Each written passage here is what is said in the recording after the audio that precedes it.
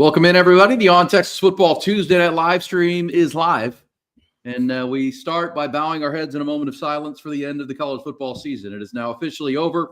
Unfortunately, that goes too fast, even with 16 games played by the two teams last night in the national title game, 15 for the Longhorns. Kind of a moment of silence for the end of the 2024-2025 season. But, of course, we pick it right back up and start looking forward to August 30th in Texas and Ohio State to start the 2025 season. And that one should be a lot of fun. We'll talk about it. Longhorns wrap up at number 4 in the AP poll. We'll talk about that just about right. Also the positives and maybe some negatives about the 12-team playoffs. The initial 12-team playoff, how did it go for you as a consumer, as a college football fan? We want your thoughts on it. And we will certainly dive into it as the Longhorns were a part of it and came up one win shy of playing for a national title as we get it going. It's Aaron Hogan, Rod Babers, C.J. Vogel. Guys, kind of a sad day, right? I know we're hoping for all the folks out there in Central Texas, San Antonio, all through the Gulf Coast, Louisiana, dealing with this snowstorm that we're dealing with today, snowpocalypse. Although, how about on Galveston and all over the beaches of the Gulf Coast is, snow, inches of snow, pretty amazing. But hope everybody's doing okay. But kind of a sad day, somber, that the season is officially in the books. Yeah, no, I'm with you. Honestly, I think most Longhorn fans, after watching the national title game, probably felt like that, their performance versus Ohio State, essentially, that probably was the national title game. That Texas would have matched up well with Notre Dame. Obviously, we saw how they matched up with Ohio State. I think Ohio State had more talent, was overall just a better team, but still, you were really close against an Ohio State team. So at least you know that, you against the national title, defending national title champion now, you know that you came really, really close, and you know exactly the elements that you have to work on to get over the hump. I mean, look how long it took Ryan Day and Ohio State. I'm not saying it's going to take Texas that long, but it's usually not something you can do in an overnight kind of process, right? There's a build-up process to it. Look at Michigan with Jim Harbaugh. Look at Ryan Day now being able to finally break through. Looks like Sark is also in the process of breaking through as well. Back-to-back Final Fours. We'll get to their final ranking, but to me, it does seem to align with some of the recent national championship runs for teams where it was a process, and not always a pretty one, by the way. Jim Harbaugh's, that wasn't a pretty process. Neither was Ryan Day. I mean, hell, 6 weeks ago, 2 months ago, they're talking about firing Ryan Day because they don't think that he's the guy. So that's how quickly your fortunes can change. And I think for Texas, the future is bright considering the last 2 years and how close you've been. And not saying next year is going to be the year, but you're definitely on the right path. Yeah, certainly. I mean, you played until about a yard with 2 minutes to go with the national champs, and who knows if you punch that drive into the end zone, what it actually ends up happening in those final 2 minutes, or if it goes to overtime or whatnot. But yeah, it's sad that the season's over, of course. It was a good year for Texas, another year of solidifying and kind of checking that box that you would be returning to that national prominence stage at least. And Texas did just that. They were a kick away from winning an SEC championship game. They won 2 playoff games. Again, maybe a yard away from playing for a national championship. You got some things you got to work on, right? There are some clear deficiencies, whether it be situational play calling, whether it be special teams, whether it just be needing to get bigger, faster, stronger in the trenches. It's all things that Texas has been and will continue to build for. And that's what we get 8 months to talk about with a little break in there for some spring football. But yeah, no, it was a good season. I think Ohio State was the most talented team in college football. It's actually amazing that they slipped up twice. I know one of those games was more of a quarterback gaffe mentally. The other one, I still can't explain against Michigan, but that was an interesting one. All I know is going into Columbus next year, it's going to be a good test. Ohio State's going to lose a lot of people, but hey, just like how Texas has been working to rebuild, or I guess reload instead of rebuild each year, Ohio State's very much in that same conversation right now. Yeah, the Michigan thing is weird, though, because, I mean, I do believe, and I can't really prove it in terms of proving a football theory, but eye test does tell you that sometimes the cultures of different programs they just end up matching up well with other programs' cultures, right? Forever, it was the purple kryptonite in Texas, right? Whether it was K-State, and then it flipped, ended up being kind of TCU's thing. But it's like the K-State's culture, really a culture of kind of the island of misfit toys. It aligned well with Texas's issues at the time, which was entitlement, where, you know what I mean, and a lot of players who really kind of felt like they had arrived already at Texas. And during that era, right, well with Texas. Then that flipped, right? Because then Tom Herman really kind of came in and flipped it, because Tom Herman had what?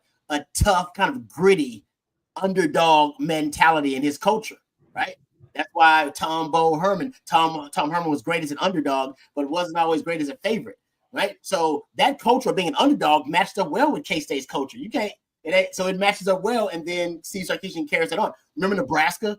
Mac Brown, Nebraska? Mac Brown's culture always mollywop Nebraska. No matter what it was. Nebraska could be good, Texas bad, didn't matter. 2010, you still beat Nebraska. Something about Texas culture matching up well with that culture. Whatever Michigan's doing now, since Jim Harbaugh flipped it, their culture matches up well with Ohio State's doing. Now, that doesn't mean they're a better team than Ohio State, but they're all around the country. There are these examples of their culture matching up well.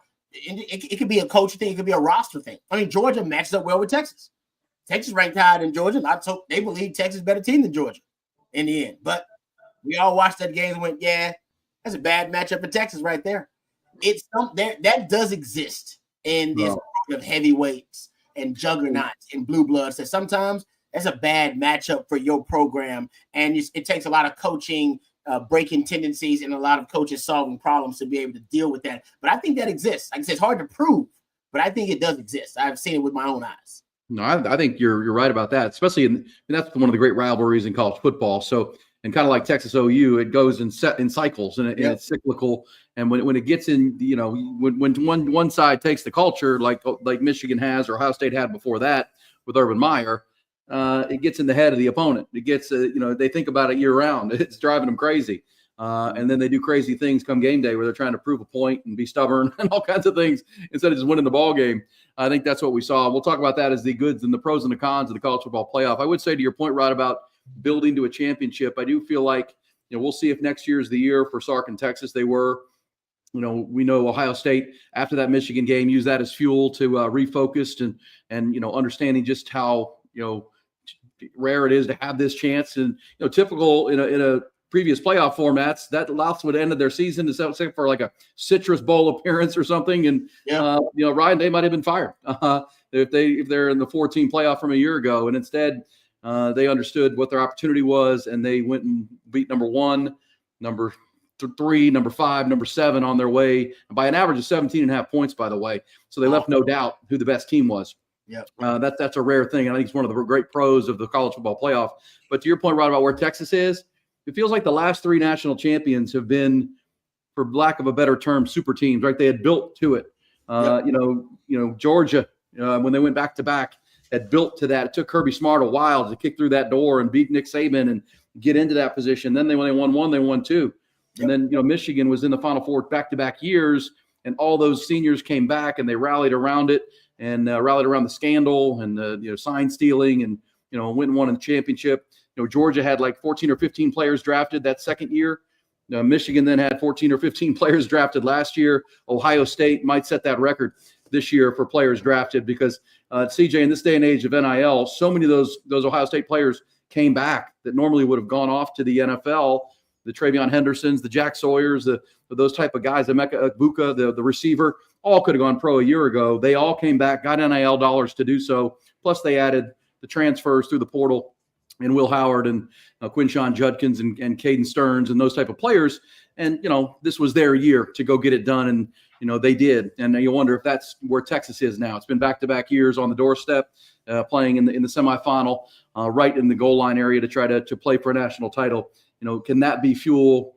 Sark called it borderline obsessed with getting back after losing to Washington. What's it going to be this offseason with a lot of those guys that have now tasted it back-to-back years? That's where Michigan was. That's where Ohio State has been unable to kick in that door. And now Texas has that opportunity to, with a group in that locker room that will use that as fuel into this offseason to get the job done in 2025 potentially. Yeah, I guess what's going to be interesting is how this roster looks next year, right? Because Yeah. it's pretty young, across the board. You're going to have a lot of youth, a lot of guys, and a lot of important positions really taking over their first real snaps at the position. And you talk about Michigan, they returned a lot. Ohio State, they returned even more this year. The two reigning national champions. Around this time last year, Texas was about 89 or 90 scholarships, right? We were going into spring football saying, all right, how are they going to navigate the portal to make sure that they're under the 85 limit? Right now, Texas is probably 10 guys less on the roster than they were a year ago around this point. And of course, exports to the portal, NFL draft declarations, they're done, but portal experts could still occur. Texas sitting right now, when you include the 3 guys coming in the summer, you're at 80 players on your roster.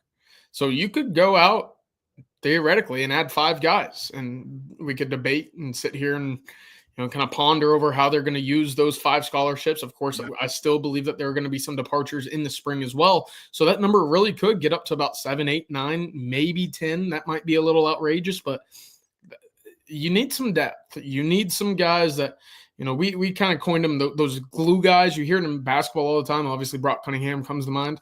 But in football, you need the guys that are, look, they might see the field for 7 snaps, but they're going to be on every special teams unit, and they're going to go out and give you a lot of hustle.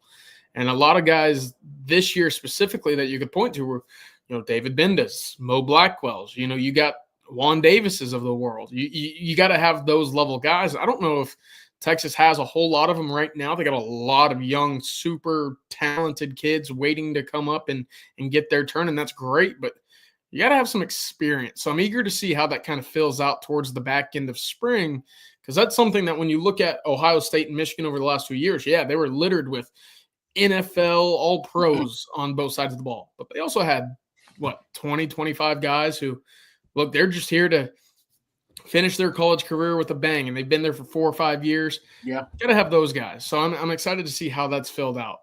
Yeah, Texas had a lot of those guys this year. Yes. Right? They had a lot of those guys this year that had been in the system a while, that had been developed in the system, knew the culture, the continuity. We were talking about this. I was talking about this the other day with Bobby. We talk about continuity with the coaches a lot, because at Texas there was such a revolving door of coaches for so long after Max fall from grace in 2010. And they have all the coaches after that, and Starling Strong and Tom Herman and all the assistant coaches they kept bringing in to try to correct the problems and resolve the issues.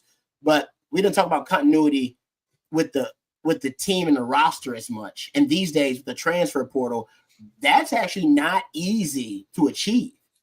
Just to keep guys in the system for 2-3 years, and enthused and invested rather than distracted about where the grass is greener. So that's a whole nother issue. And Texas has actually done a pretty decent job with the continuity, not every position because it's almost impossible, but the continuity with some guys staying in the system to be developed. And I think part of it is they see the guys ahead of them accomplishing their NFL dreams. That's a big part of it. I need to see the guys in the same room as me getting to that level. And I go, okay, that's the path. I see the path right behind that guy. I do exactly what he did. And also, I think a big part of it is, the guy that just got a raise, Brandon Harris and Sark and the culture, the retention of being able to keep guys in the system long enough for them to develop. Because the truth is this, guys, and this is where we're going now. The last 5 national champions have all had the most NFL draft picks that season. Right? That's where we are now. And Ohio State's going to be the 6th. Right? That's the reality of the world we're living in. Ohio State's going to have more players drafted than everybody else, period. And that ain't coincidence, ladies and gentlemen. That the team that's won the national title the last 5 years has also had the most NFL draft picks. That ain't no coincidence. Y'all know Jimmy's and Joe's. Players win. And Ohio State had the best players. And Texas, played them the best. I know that's a little solace. There's no moral victories, but Rod, as a Michigan actually did. yeah, you're right. Michigan beat them, and Oregon beat them way back. But that felt like a different team, right? At that moment, Michigan kind of woke them up to the reality. I have a thought on that when we get to the pros and cons of the playoff and the NIL era. But, Rod, you as a defensive guy have to appreciate now when we see them play the other 3 teams, Tennessee, Notre Dame, Oregon, just how good the Texas defense played in that game. They gave up the 75-yard screen pass. They gave up 2 other drives to that team. But we see how dominant they are offensively and how hard they are to stop. I mean, against Notre Dame last night, they scored on 5 straight possessions. They had over 300 yards, 7 yards a clip against a very good Notre Dame defense. They just overwhelmed them. And it gives you, a real sense of pride for Texas of, they didn't win the game, but man, they did the best job of anybody in this playoff of limiting that offense. And it gives you confidence moving forward with PK and the staff all coming back and a really talented defense, that this can be maybe the best defense in the country next year if they keep building on what they've already put in place, replacing. But man, what they did against Ohio State is really hard to do, to give them only give up 3 offensive touchdowns to that team. I mean, it's probably going to end up, except we don't know how Jeremiah Smith's career is going to go, but it will probably be the worst game of his career. Yeah. No, I'm just serious. It might go down. I mean, how can it get worse? Unless he has a 0 reception game. We all see that happen, him having 0 receptions in a game, not going forward. It was a master class by PK. And just taking away, forcing a team to beat you with other players. They took away their most dynamic weapon in the passing game. And then you forced Ohio State to have to beat you otherwise. And the beauty of it was Texas played a lot of zone coverage, but it actually helped them in a way that it didn't help Notre Dame. Notre Dame early on was relying on a lot of man coverage because they play more man coverage than anybody else in the country.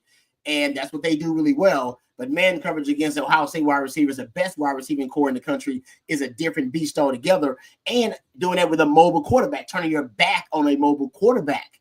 And that also, it was an issue for them, turning their back on Will Howard a few times. And then they started to play some zone. The best thing about Texas game plan was they play a lot of zone anyway. They had eyes on Will Howard most of the game. He only broke that long QB run, really. And that was because that was a design quarterback run. They had quads. It was a great play design. It actually ran a couple of times versus Notre Dame in the national title game. And that was really the only one they broke. So they kept that offense contained because they took away the number 1 weapon, the most explosive weapon, I should say, which was Jeremiah Smith, and then was able to take away their best problem-solving element of the offense, which is the dual threat ability and mobility of the quarterback. That when the fit hits the shan, hey, well, Howard's just going to make a play with his legs, extending the play to find one of those wide receivers, scramble drill wide open. That was the difference. And there was a lot of difference in that game there. And Longhorn fans have been talking a lot about the dual threat ability, mobility in the quarterback position that Ohio State even looks susceptible to. Riley Leonard moving around, making plays, and that, hey, maybe Arch Manning could have done something against that. We shall see next season. It'll be well, that's a topic too. I really want to get into that. I think that's something we got to prepare our audience for is, Sark doesn't major in the quarterback run game, and the Mannings didn't send Arch Manning to Texas to, run quarterback draw over and over. No, he came here to learn, to develop as a passer. So you may not, see that. We'll talk about it a little bit coming up. Hey, Rod, tell me about Andy Ludicky, and then we're going to talk some 12-team playoff and our big picture thoughts on it, what can be improved, and take your thoughts on it too here on the On Texas live stream. But Andy Ludicky, one of our great partners tonight. Thank you. We appreciate our friend Andy Ludicky and his team for being a part of our team here at On Texas Football. If you're looking to diversify, you may be someone like me that has their hands in multiple businesses. Well, Andy can help you diversify by finding you different businesses that will fit your time allotment and also your financial goals. If you've been stuck in the corporate rat race with 2 weeks PTO, no control over the money you make or your schedule in general, call Andy today and he will take you through a process that will specifically fit your skill sets, and also it will help you find businesses that will fit your financial goals as well. Franchise ownership isn't for everyone, but if you have a desire to take control of your financial destiny, give Andy a call today at 404-973-9901, or you can reach out to him via email at andy@myperfectfranchise.net. You can check it out at myperfectfranchise.net. Email him andy@myperfectfranchise.net, or give him a call at 404-973-9901. Thank you very much, Andy Ludicky and his team, for being a part of our team here at On Texas Football. We really appreciate all of their support. No question about it. Hey, guys, the 12-team playoff, I mean, we've kind of mentioned some of the pros of it. I do think the fact that a team that, in, the last 100 years of college football wouldn't have had a chance to play for the national title actually won it and left no doubt that they were the best team in college football. I mean, that's a huge step forward that a team we don't have to debate. I mean, even go back to last year where Georgia and Florida State had pretty good claims that they should have at least gotten a shot at it and did not. And, we had, Michigan win the national title. they earned it, but at the same time, there were still teams that that said, hey, man, we didn't get our chance. That's always kind of been the case. This year, there is no chance of that. I think that's probably the biggest positive of it. We're now expanded the field. And I also thought the home playoff games were a big element, in that first round. I think that's a great thing for college football. Maybe consider more of that to, do a second round of home games. I thought that was really cool. I thought the fans really enjoyed it on the home campuses. It's what makes college football great is those home crowds and the pomp and the pageantry. I really thought that added a new element. The month of December was a lot of fun. Yeah, it was. And that's one of the things, look, everybody's got their opinion on how to fix college football in the 12-team playoff. For this being the first year, I didn't think that there were too many egregious errors. Obviously, seeding, we can go into that. But the easiest fix for me, especially for teams that are going to be playing a lot of these college football playoff games, is put these things back on college campuses. I mean, that's what they do at the FCS level. That's what they do in, the pros. I mean, it is so difficult. I would assume for Ohio State fans, it was difficult for Texas fans, right? You play in the SEC championship game, you got to trip out to Atlanta. That's a great trophy. That's a great game to go to. Well, okay, then you got a home game back in Austin, but then you're up to Dallas, and you're out to Atlanta again, and you're back to Dallas again. If you win all these games, you're headed back to Atlanta 3 times in a month. I think it's a lot, and I'd like to see these games kind of return to college atmospheres because that's what makes college football so special. And I think Texas fans, for those who made it to Atlanta for the Arizona State game, it wasn't a great atmosphere. It was about 75% full, maybe 80% full in terms of capacity at Mercedes-Benz. Now, last night, obviously, a national championship game, throw that wherever you want because fans will travel for a championship game. But a round of 8 games, quarterfinal, whatever you want to call it, stick those things back on a college campus because that atmosphere down in Austin was 10 times the atmosphere it was for round 2 against Arizona State, a game in which was significantly closer. It was a heck of a better ball game because of the way Arizona State came back. And I don't know if that happens on college campuses, but I think that the atmosphere itself would have been great. I even look at it, and maybe it's just AT&T Stadium because I'm not a fan of AT&T Stadium, especially for college games.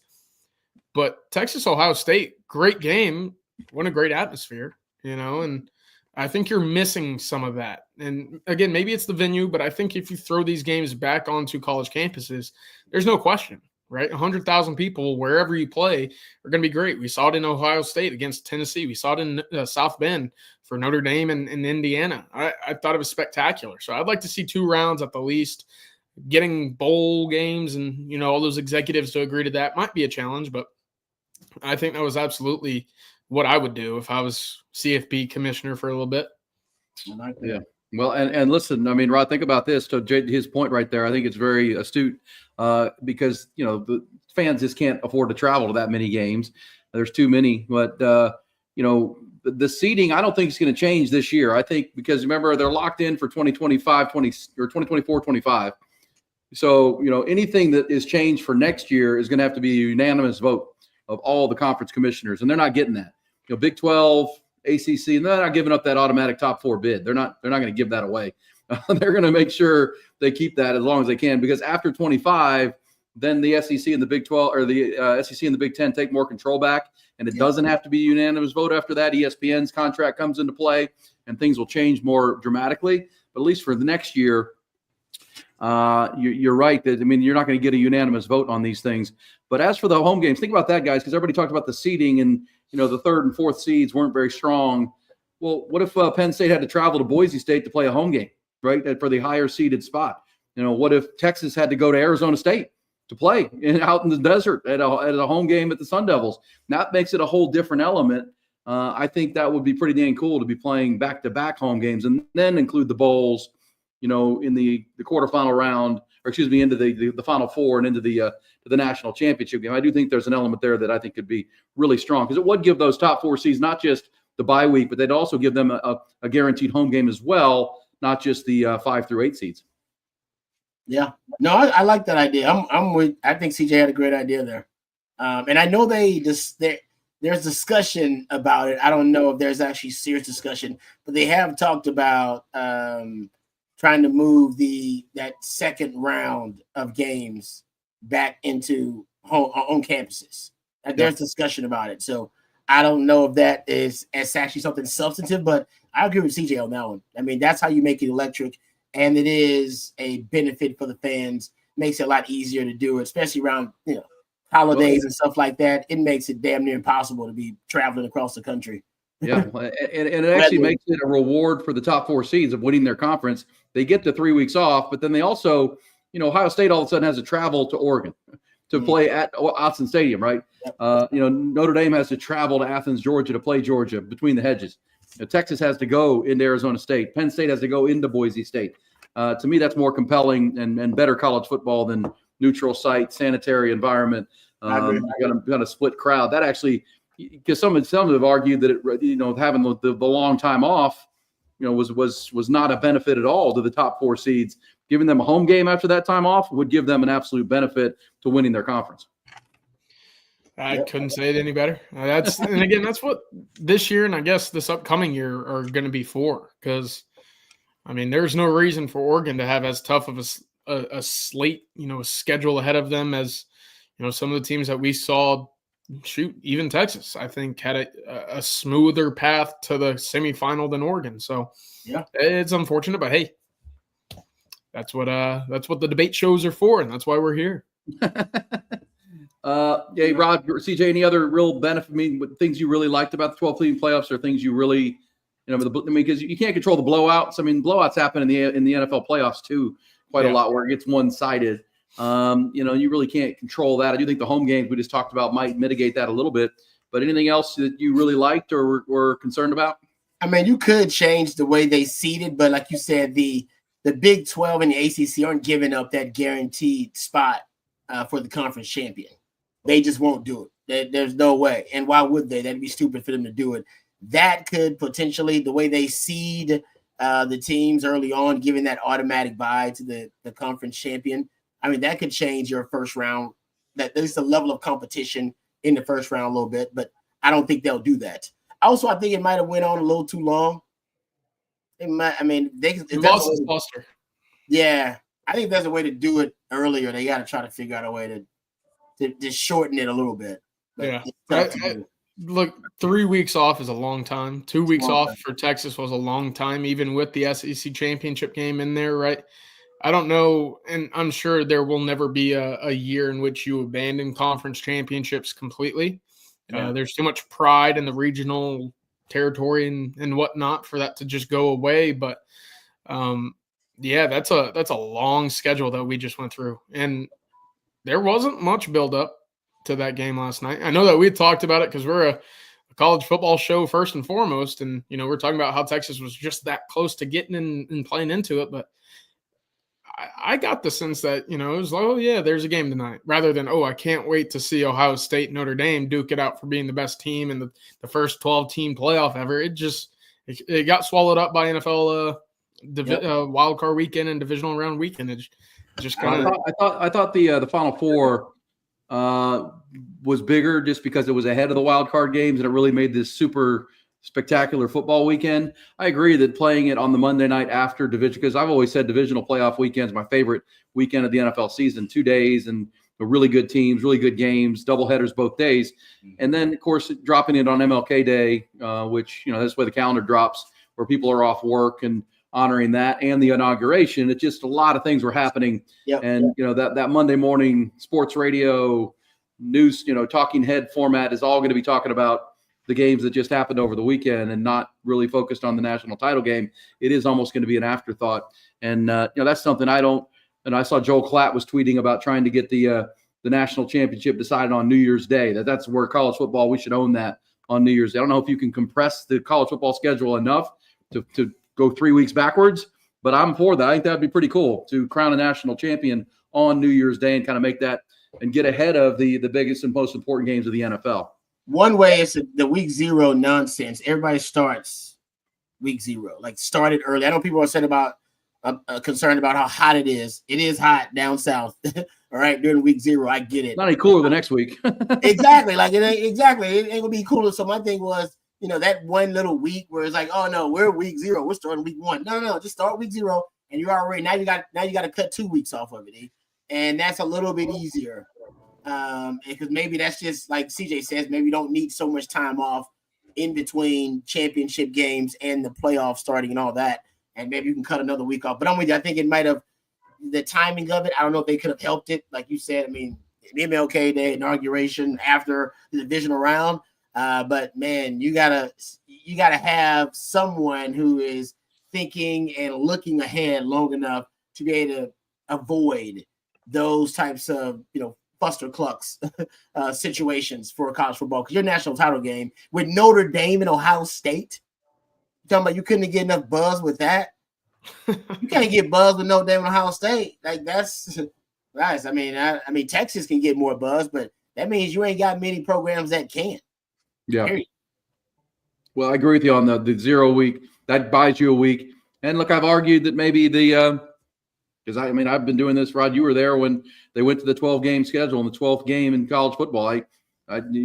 Programs need the money, but at the same time, could you shave it back to 11 and play 11 regular season games, two in the non-con? Everybody gets to 9 in their conference, and then that now you're back to one. You got 2 weeks shaved off, where you're actually getting closer to that goal. Shorten the time between games, and maybe you get there to where New Year's Day becomes the biggest day of the college football year as far as the national title. Everybody's off work. It's a standalone game. There will be the rare occasions like this year where or a couple of years ago where it fell on a weekend where you're going to compete with the NFL a little bit. But either way, I'm for all of those, or at least discussing them and putting them on the table. Hey, let me tell you about Mark Saunders and our friends at Allstate here halfway through our Tuesday night live stream, one of our great partners every Tuesday night, bringing it to you. He's been 35 years, and we always ask you, when we have all these storms and snowstorms and fires we see, are you in good hands? I mean, you want to make sure that the things you own and you possess, I'm here in my house, CJ and Rod are at theirs, is everything insured? Your cars, your boats, anything that you have needs to be insured. Gosh, we've got 5 kids or 3 kids with cars. We got 5 vehicles. So are all of them insured? You want to make sure that is the case. And Allstate, you are in good hands with Mark. He's a Longhorn and, of course, a supporter here on the On Texas channel. He's an alum, and you will be in good hands. 35 years, especially if you're based Austin, Georgetown, Williamson County. Can't go wrong. 512-218-8571. That's 512-218-8571. All you got to do is call him tomorrow. Get a plan in place and just go through what you've got, get you a better quote, and just make sure as you go to sleep every night that your stuff is covered and you are in good hands with Allstate. All right, Aloha Traveler. Wow. Whoa. What am I? There you go. Ring the bell or something, Rod. Come on down. There you go. Aloha, fellas. Wanted to say how appreciative I am for you guys this year. Been a wild ride. Talked me off the ledge for the skill positions this year. My vision, we need at least one big-time wide receiver, bigger back, tight end in the portal. Arch needs experience at these skill positions. Thank you, Aloha. With that in mind, we're going to launch that into a conversation.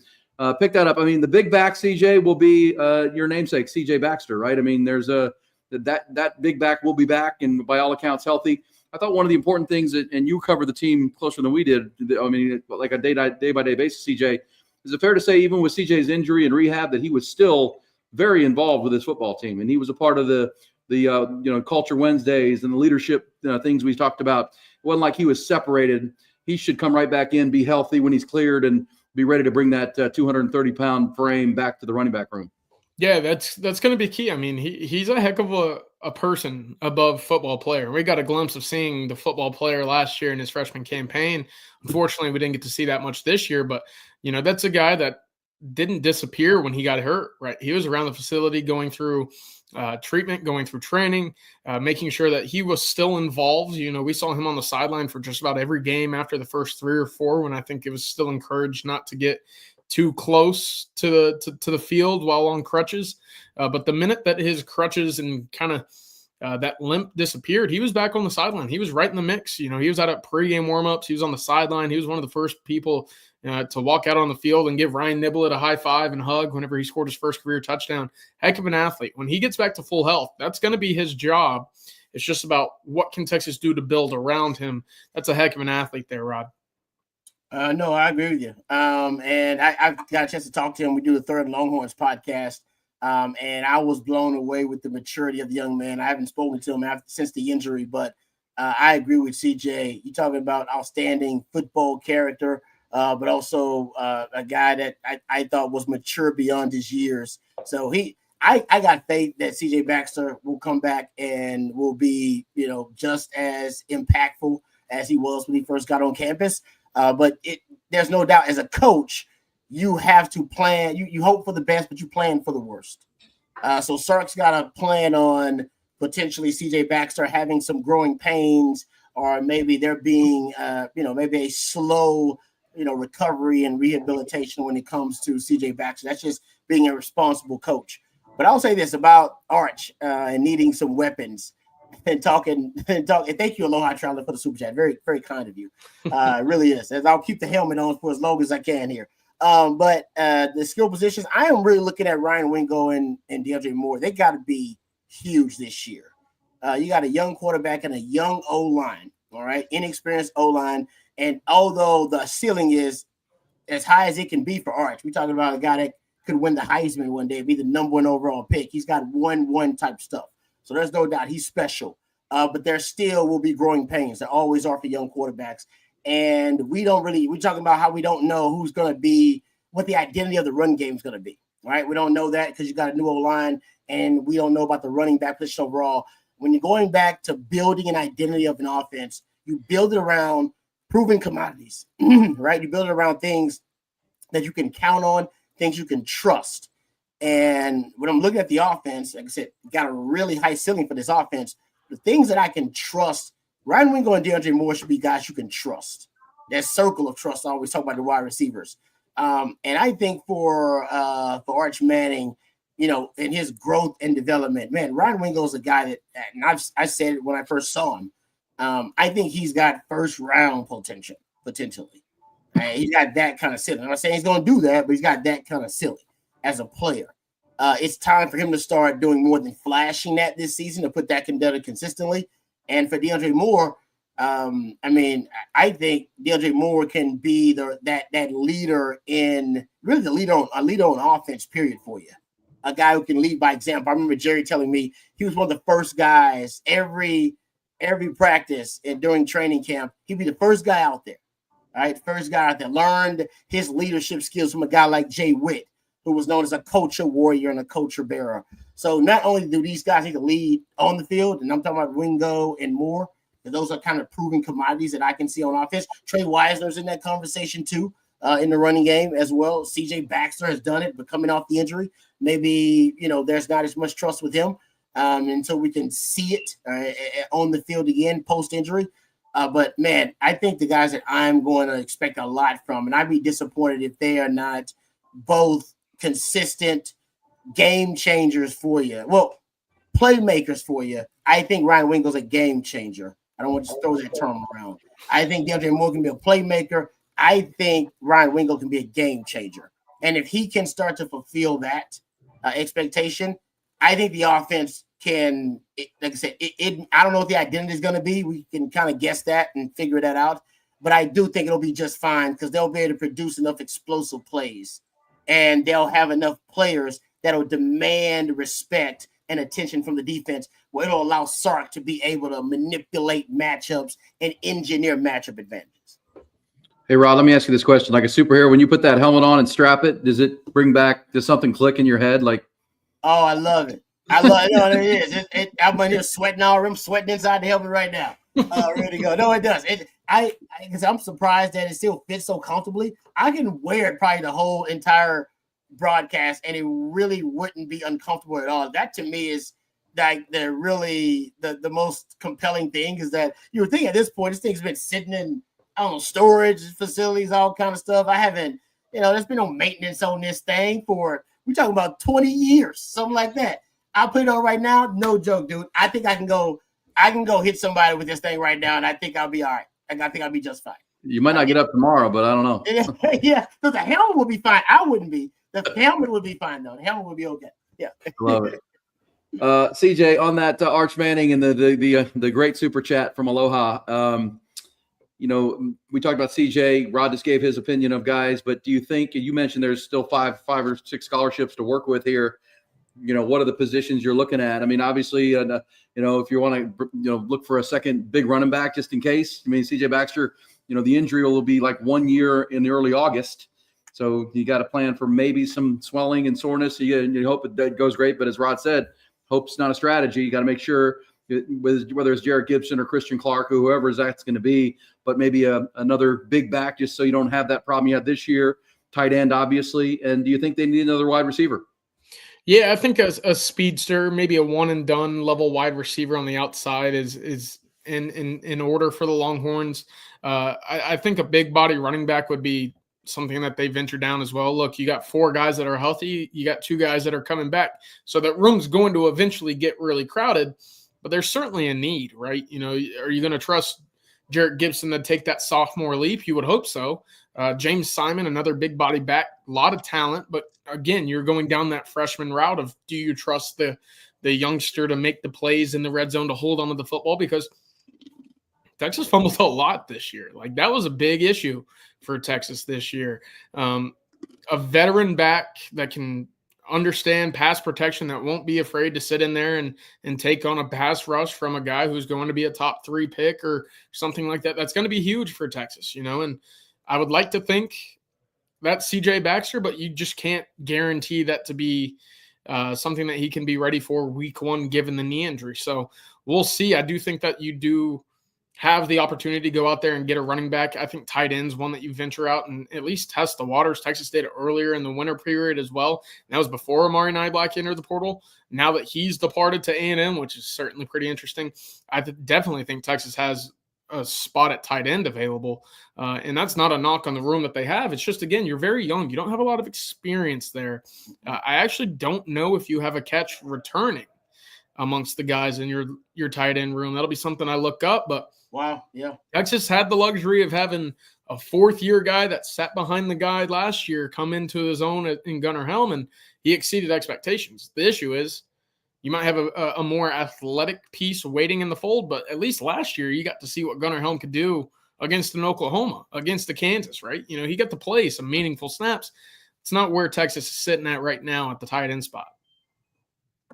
100%. Great super chat, without a doubt. And the Arch Manning debate will be something that will rage. And, fans are going to want, I think, just feeling the pulse of fans, they're going to want that dual threat running quarterback. But, that's why I said earlier, we got to kind of temper the expectation. I went and looked it up. The most athletic quarterback Sark has had was Jake Locker at Washington. Yep. And if you go back, Jake Locker as a freshman, when Sark wasn't there, rushed for almost 1,000 yards and like 14 touchdowns. And they really used him primarily as a runner. And the next year he got hurt and they went 1-11 and Sark was hired. The next 2 years, he averaged like under 400 yards rushing. More than, like, Will Howard didn't even get to 300 yards rushing this year. I just wonder, what do you guys think how they're going to use Arch? Because as I said earlier, the Mannings aren't, Arch didn't come here to learn to run power option draws or, be Riley Leonard. I don't think that was part of the deal. How do you think the legs, is it just moving him in the pocket more? Is it, when things break down, he can take off and run? But Sark has said many times, we're not going to major in the quarterback run game. Yeah, I think it's going to be movement of the pocket, right? We saw it a few times when Arch first stepped on the field this year. It was a pure bootleg, right? A pure waggle out to the right. He get him moving, let the legs work, and let him find someone on the flood concept to make the play. I think you'll see a lot of those, what I call like a half halo protection, and that's where you have a left or right guard. One of the two is pulling opposite of the play action. So it's misdirection for the linebackers. It's a play action on top of it, and then you move the pocket organically. Normally you got 4 guys sliding one way where the other guard is going the other way for your bootleg or rollout from the quarterback to have basically a designed extended pocket, right? I think you'll see a lot of that, especially on the deep or intermediate or long developing throws. Texas had it a few times during the tight end leak, which became very popular late in the season because you need that to develop. You need that time. And for Arch and what his strength is, it's, hey, let's get that ball down the field. He can certainly throw it however far he needs to throw it, but you got to let those guys get down the field to develop their routes. So I don't think you'll see, the Sam Ehlinger just power right. What was it? Play number 6 on the sleeve, on the arm sleeve. It was run through someone's face. They're not going to be Rod putting the helmet on saying, I'm ready to go hit somebody. At least that's not the hope for Arch Manning. But I do think you'll see him use his legs. How much of that will be a read option? I can't imagine anything more than maybe 2 or 3 times a game. Yep, I don't even know if you'll get it 2 or 3 times a game. Sark is stubborn about the quarterback run game, as he's mentioned, right? He's talked about we don't major in it, we minor in it. I think special occasions, you get it in the bag, right? Big games. Sark seems to get in his bag in big games. I think that's when you may see it. Those kind of gotta have it moments. I think in a red zone, particularly, he may use it as a threat early on in the season against some lesser opponents, just so later on in the season, the big time opponents got to prepare for it, right? The SEC opponent, we got to prepare for it in the red zone because it's a threat, and that alone will open up other elements of your offense in the red zone with the traditional run game, and also maybe like TJ saying, like the option, right? The run pass option, essentially not an RPO, but the option, getting him on the move outside the pocket and give him the option to rather throw the football, or he can decide to tuck it and run it and protect himself as well. And that's the big part. Sark's going to want this young man protected. You're right, E. The Manning family did not entrust the latest legacy of the first family of football, the Manning brand, so he can go out here and start running quarterback power. That's not going to happen. But I do think some elements of empty formation with him. Matter of fact, remember that 20-some yard run that he had against Georgia? Empty formation. There's nothing more formidable and nothing, in my opinion, more stressful for a defense to defend than a mobile quarterback out of empty formation. You see it a lot in the NFL with Josh Allen and Jalen Hurts and those guys. So I think you'll get a little bit of that, but I think a lot of it, the things CJ mentioned, how they extend the pocket, it's going to give him protection. And it's going to give him a way to protect himself. So he's in a reckless runner. All right. And I think that's what's key with one returning guy, right, Rod? Yeah, you're right. That's good. You're right. That's a good point. So I think Sark's going to be careful with it. He's not going to put him in harm's way a lot with the quarterback run game. But I will say this. I think he is. I think just like when Arch got his first start, I said Arch is going to throw the deep ball, guys. He likes the deep ball. And he threw a deep ball like 10 deep balls in that game in his first start. He likes to throw the deep ball, so you're going to have a vertical element in the offense. But he likes to scramble too. He likes to scramble. He likes it. I think he's been encouraged by his quarterback family, by his uncles. I think he's been encouraged to scramble. And you're going to look at that's what the NFL is going to a scrambling league, guys. You're going to look at. I went and looked at. You're going to look at the quarterbacks that were most recently the quarterbacks that have been in the playoffs. They're all among the top scramblers in the league. Patrick Mahomes included. Y'all don't think Patrick Mahomes is doing that quarterback? He's not, but he is when it matters in the playoffs and in big games. Last year, not this past season, but last season, he was second behind Lamar Jackson in scramble yards. Dude scrambles a lot, but only when it matters. And you go look at all the quarterbacks now, even C.J. Stroud, additional Lamar Jackson, Josh Allen, Patrick Mahomes, they're among the top scramblers in the league in terms of their scramble rates. I think Arch Manning's going to scramble a lot more than people expect. And that natural scrambling ability, because he's great. Even Sark said this. Sark says he's got great instincts. Sark said that. He said he's got great instincts, which means he's great off schedule. He's actually better off schedule than Quinn's terrible off schedule. I love Quinn, but Quinn's not great off schedule. He's not great off script and off schedule. And when the play breaks down, Arch actually has a little something. He's got some sauce. He's got some swag when the play breaks down and to make something out of nothing. And I don't think Sark wants to. I don't think he wants to neuter that ability. I think Sark knows where the game is going. The future. Go look at his quarterbacks now. They all got dual threat, functional mobility. I don't think Sark wants to neuter that ability. I think he's going to cultivate it, but also try to make him a responsible runner. We talk about this all the time, right? There's some quarterbacks that are terrible, irresponsible runners. Back in it, VY to me was always a great responsible runner. Nobody ever got a clean lick on VY. You ever notice that? He was great at getting skinny at the right time, getting out of bounds at the right time. I always thought Russell Wilson was a very responsible runner. Kyler Murray. Right, yeah, protecting themselves at the right time, right, CJ? And some quarterbacks don't get it. Like Cam Newton was great, but he was not a responsible runner. Andrew Luck wasn't. Some guys, they just run into harm's way. And I think he wants to teach Arch, and I'm sure his uncles and family are already on it, to teach him how to be a responsible scrambler. Now, maybe they can't help him because they couldn't scramble. Eli and Peyton, so they probably can't help him in that regard. Maybe Grandpa got to help him in that regard. But that is the new age. That there are some offensive coordinators, guys, they actually now bake in the scramble into the play. It's baked in. Like, hey, you go through this read, but then don't go to that read, just scramble. Because we're going to clear open, and they'll tell you where Brian Dable is actually famous for, where the actual the green grass will be based on the route combinations. It's like, hey, there'll be green grass there. Now you got to get past the initial defenders on the line of scrimmage. But if you can, the green grass will be right here. Because look where that route's going to clear open. Unless they got a spy on you, then you got to beat them one-on-one. So the scramble, to me, guys, that's the future of football. Because, guys, I got to defend. If I'm a defender, I got to defend. With a scrambling quarterback, I got to defend 3 plays in one. 3 in 1. I defend the initial play. And then after the initial play, and you saw it in the national title game, right? After the initial play, I defend that. I got to defend the scramble drill. After the scramble drill, if I defend that successfully, then I got to defend him as a runner. It's almost impossible to be right as a defender when you got a quarterback like that. And you saw that last night in the national title game too.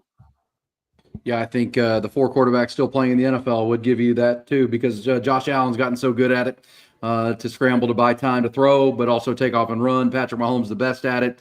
And this kid, Jaden Daniels, I mean, he's special. You know, we talk about a smart runner. Yep. And that's what you're going to want. And for fans who aren't old enough that don't remember, I mean, I'm barely, but Archie Manning, the grandfather, I mean, he was a scrambler. That guy ran all over him. He was like Fran Tarkington. That guy was on a bad Saints team, and he would run all over the place. So we'll see. But, you know, to your point about, Rod, about Sark being stubborn with the quarterback run, you know, I'm sure he'd tell you that, you know, our offense is built to do this. And, you know, the juice just didn't worth the squeeze. We told Quinn last year or 2 seasons ago to take off and run. He ends up taking on linebackers and getting knocked out of the game. It's like, man, you can't be doing that. I mean, that's not helping us because now you're not in the game the next couple games. And that's where it's going to be the balancing act with Arch, because he is a real good athlete. He's big and strong. You got to make sure his best ability is his availability to the football team. So it's going to have to be a mixture of both. But I agree with you. It's not going to be quarterback power. It's not going to be, you know, what we saw with Riley Leonard on that opening drive last night. It's going to be that design scramble. And I think, boy, it's going to be something that can bring a real problem to Texas offense. This is, can you evaluate Manny's season? What elevates his game for next year? Thank you all. Thank you, Kabir. That's nice. Rod, Manny Muhammad was nobody threw at him for, you know, and look, let's also say Texas didn't play many good quarterbacks for the majority of October and November, even back to September. And they saw better quarterbacks here at the end of the year. And some of them went after Manny Muhammad. What are your assessments of Manny? I like Manny Muhammad. I'm a big fan. I think the number one thing is when Manny's playing bump and run, when he's playing up close to the line of scrimmage, he locks his hips at times. And locking your hips basically means you're punching with the wrong. You're trying to punch, trying to deliver a blow with the wide receiver, usually with the wrong arm. You lock your hips, right? But whatever arm I punch with, my hips are going to be locked to that side. Sometimes he will punch, lock those hips, not even really make contact. But then once your hips are locked, the receiver can go right around you. You want to keep your hips open, right? And no way you can open your hips is your arms. You can't be punching forward. You have to bring that arm back. So you can punch it, but you got to bring it back quick so you can open your hips and be able to run with the wide receiver. That's one of the things that I don't like about it when he's up playing press. But when he's playing off coverage, I actually, you know, I think he plays off coverage pretty well. I would wonder at times what his eyes, or basically what his reads or his progression is. Everybody talks about quarterback progression. Well, everybody's got a progression. DB's got a progression too. If I'm going from quarterback reading the 3-snap read, then I'm going straight to the number two wide receiver, snapping my eyes back to number 1, right? No matter, and Texas plays a lot of zone, so they're going to go through progressions. And usually your progression goes reading the quarterback 3-step, or it may be reading the number 2 first. Number 2 goes vertical, snap back to number 1. You know, these are your progressions and what you're reading. And at times I wonder if, you know, his eyes are disciplined enough in snapping from read to read in his progressions. But the thing about Manny is too that he's got to be in better position when the ball's thrown downfield too. And I think that hurts him at the beginning of the play, that, you know, that he may, like I said, lock his hips, or maybe sometimes doesn't even make contact with the wide receiver and allow him to get around him. But I think at the end of the play, at the point where the ball is thrown, right, at the catch point, as they call it, that's where he's got to be a little bit better too. And Clemson exposed him there at the catch point. You got to be able to make a play on the receiver. You got to find out where you're playing the man, you playing the hands, you playing the eyes, you're going to play the ball. You got to find out what you plan and make a play on it. So I am being nitpicky. I do think he bounces back really well. He is a technician, so I think he will correct a lot of the technical issues that I'm talking about, maybe locking your hips, things like that. But the eyes is what I wonder about Manny. Are his eyes in the right place constantly? Because skill is that's not a concern. Speed, skill, that's not a concern with me with him. I wonder whether he's reading the right keys in that zone, because a lot of zone coverage. I think Manny would really thrive in man coverage system. But a lot of Texas plays matchup zone, which ends up turning into man. But it does make you play less aggressive man. Like, you're not just straight up man coverage. You got to make a lot of reads first, and then you match that guy once he is your designated receiver in your zone, once he declares what his route is. And I think for Manny at times, that can be a challenge, going from that matchup zone to matching a man. And then maybe that's why he's out of position at times, sometimes at the catch point. Good stuff, Rod. As usual, Rod, while you have the helmet on, tell them one more time about Andy Ludicky and our great partners tonight here on our Tuesday night live stream, talking Texas football on the first official day of the college football offseason. Yeah, no doubt about it. I want to thank our friends over Andy Ludicky and his team for being a part of our team here at On Texas Football. If you're looking to diversify, you may be someone like me that has their hands in multiple businesses. Well, Andy can help you diversify by finding you different businesses that will fit your time allotment and your financial goals. Now, if you've been stuck in the corporate rat race with 2 weeks PTO and no control over the money you can make or your schedule in general, call Andy and he will take you through a process to help you find businesses that will fit your skill sets and your financial goals. Franchise ownership isn't for everyone, but if you have a desire to take control of your financial destiny, give Andy a call today at 404-973-9901, or you can reach out to him via email at andy@myperfectfranchise.net. That's andy@myperfectfranchise.net. Just say heads up, I do plan on doing a breakdown of Manny a little bit later on. I'm gonna go back and kind of watch every snap that I can, and that'll be during the off season. We got time to do rabbit holing now, so just say heads up. There will be some stuff about some of the guys coming back.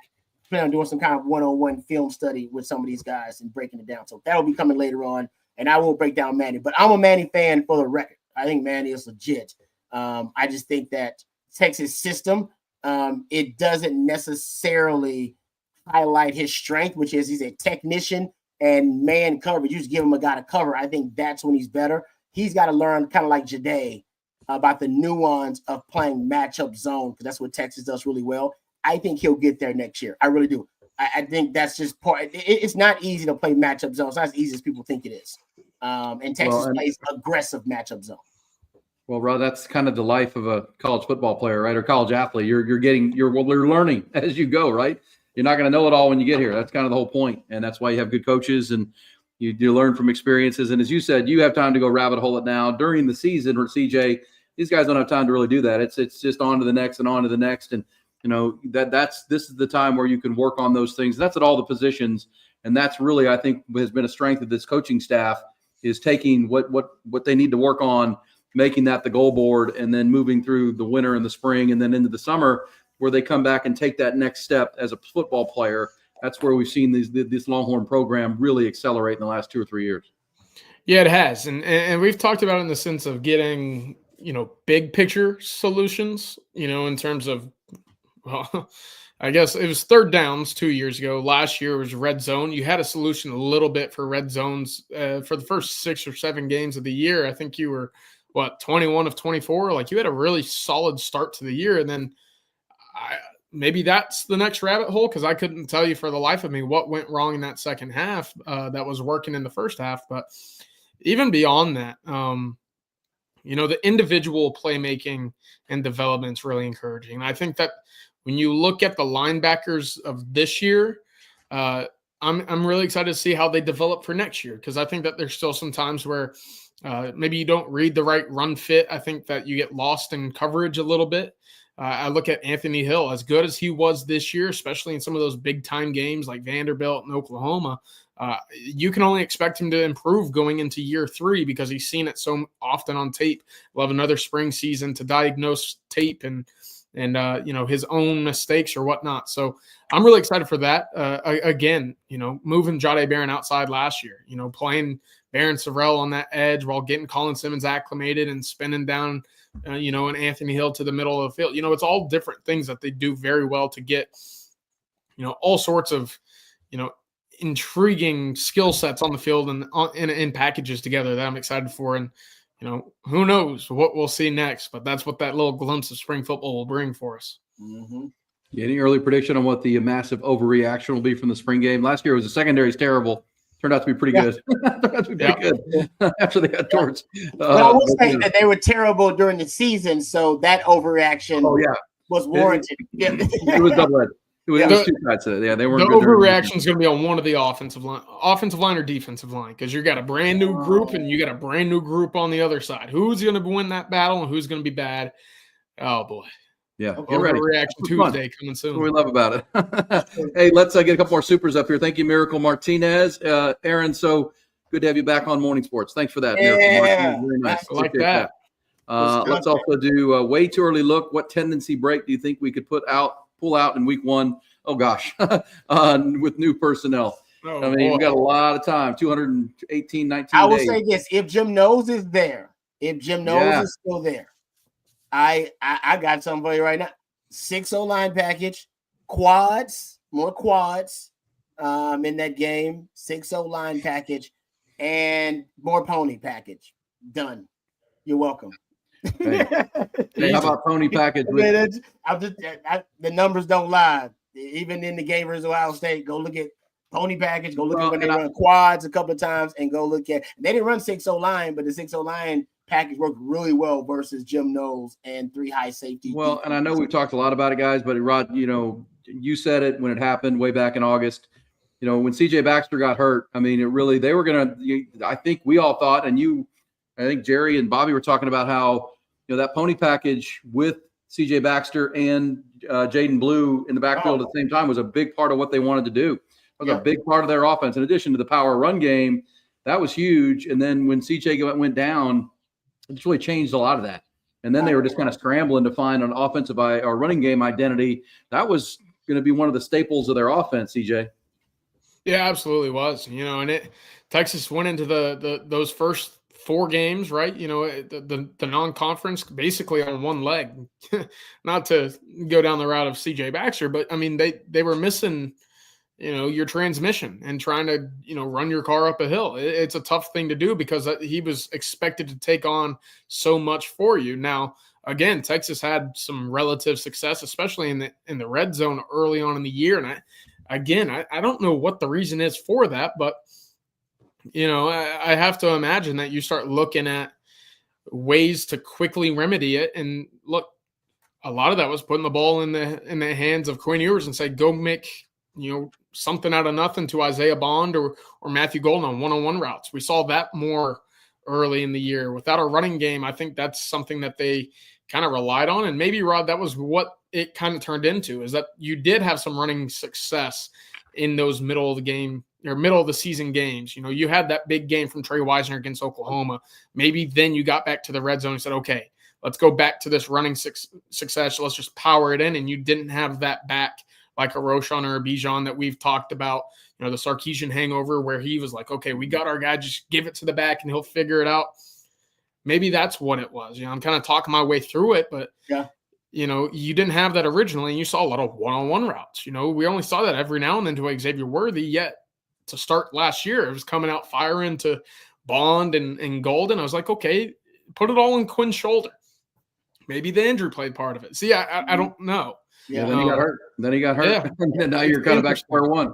And I feel like the red zone offense shifted a little bit when Quinn got hurt too. I feel like they were dropping back a lot and letting Quinn, like you said, just engineer a one-on-one with a Matthew Golden or somebody, and just letting Quinn go to work. And early on against Michigan, early on before the injury, and after that, it seemed like that changed a little bit too. But anyway, but getting back to Ohio State, I had a list of things that I thought worked versus Ohio State.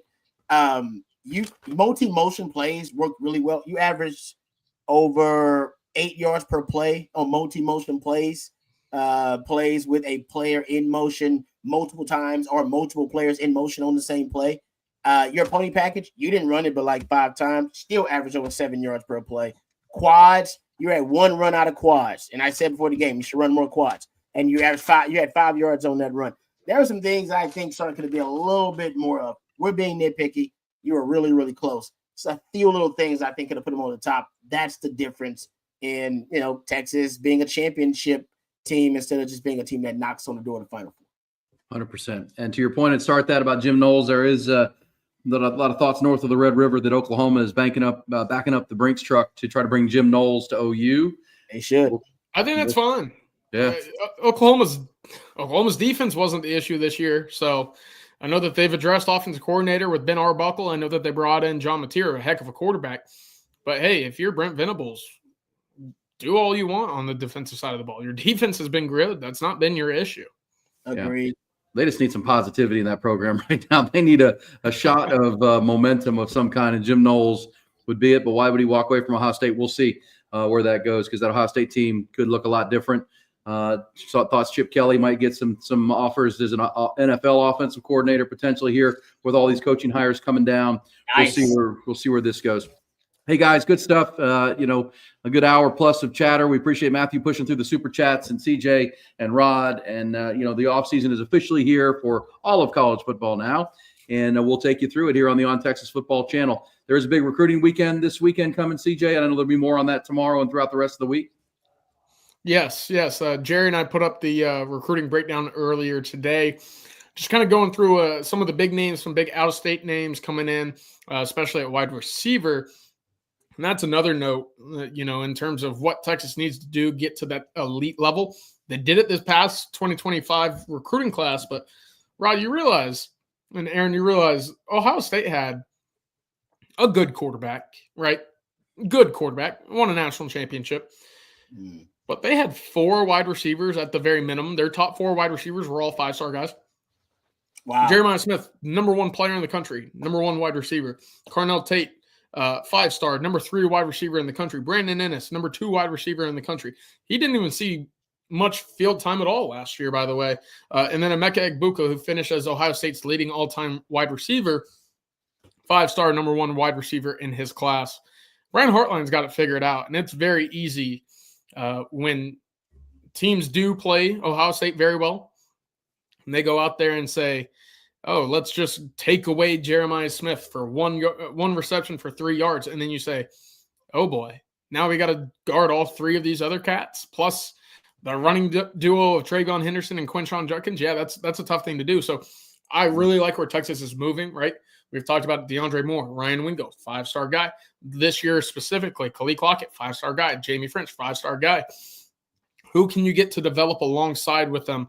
Right now, that name's going to be Parker Livingstone, but what can Texas do out of the portal to add to that group? That's going to be the big question, because you got to have multiple threats, especially whenever you play these big elimination games. Texas ran into that issue against Ohio State because you couldn't rely on Isaiah Bond. Was he healthy? Was he not? Was he bought in? Was he not? Who knows?